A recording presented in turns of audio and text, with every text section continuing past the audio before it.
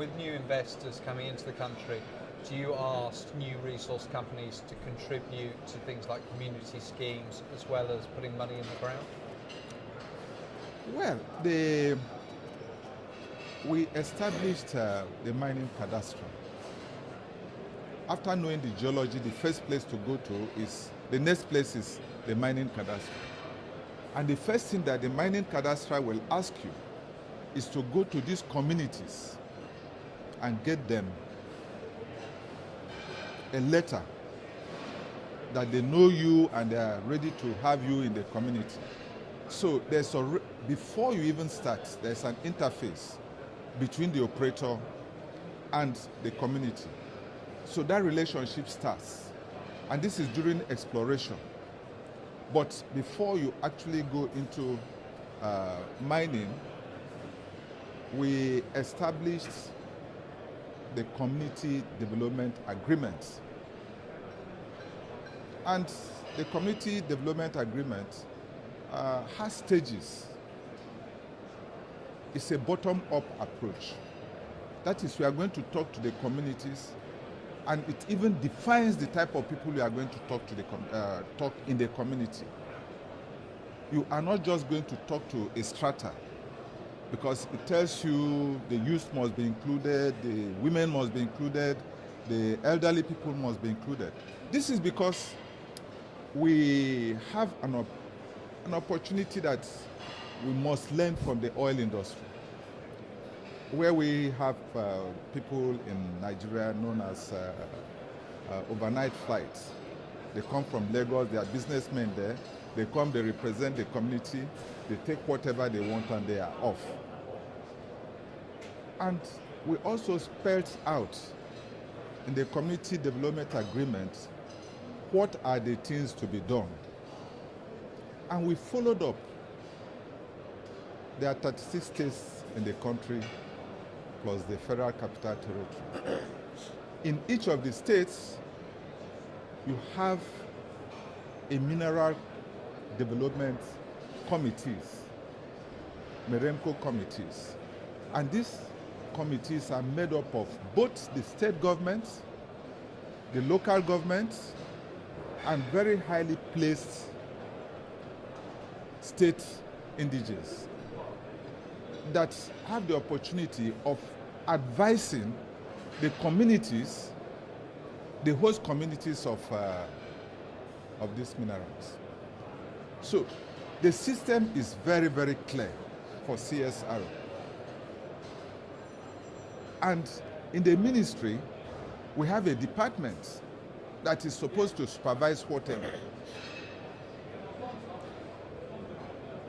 So primarily, like in Ghana, they had a major problem of artisanal miners.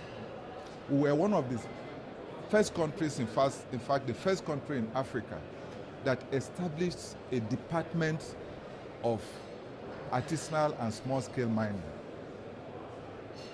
What does this mean? Artisanal and small-scale mining is mainly driven by poverty.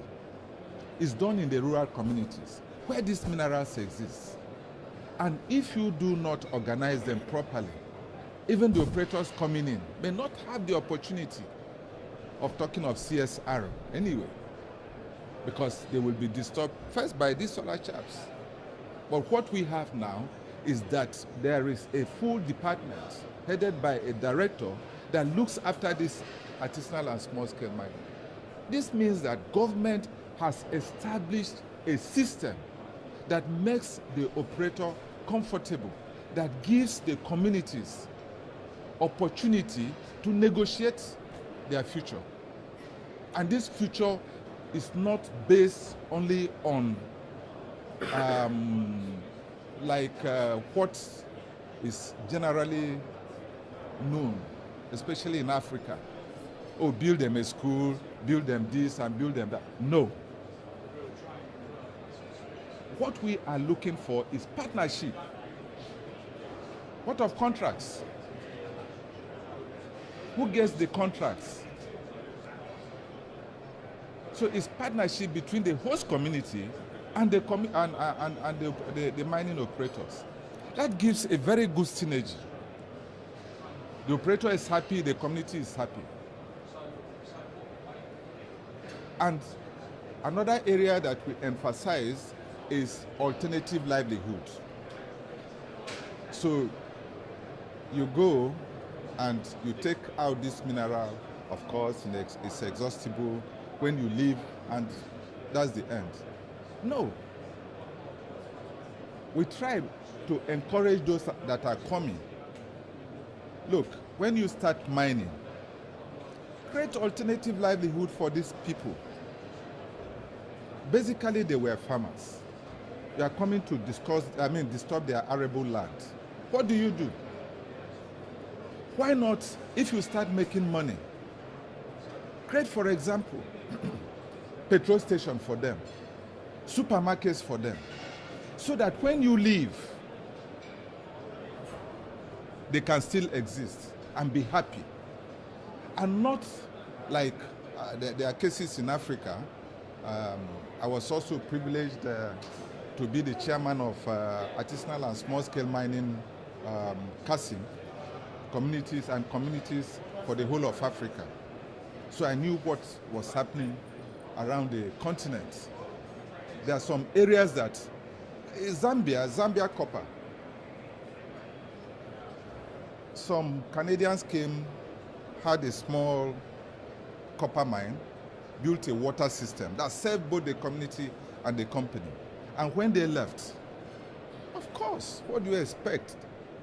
The water system collapsed. But as they were there, they tell you, we have given the community water system. But immediately they left, it collapsed. It wasn't sustainable.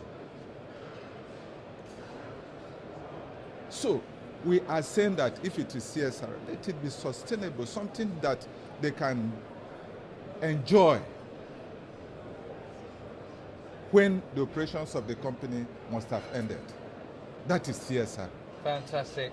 Linus, thank you so much for joining us today. That was fascinating. Okay, thank you. thank you. Have a good conference. Okay.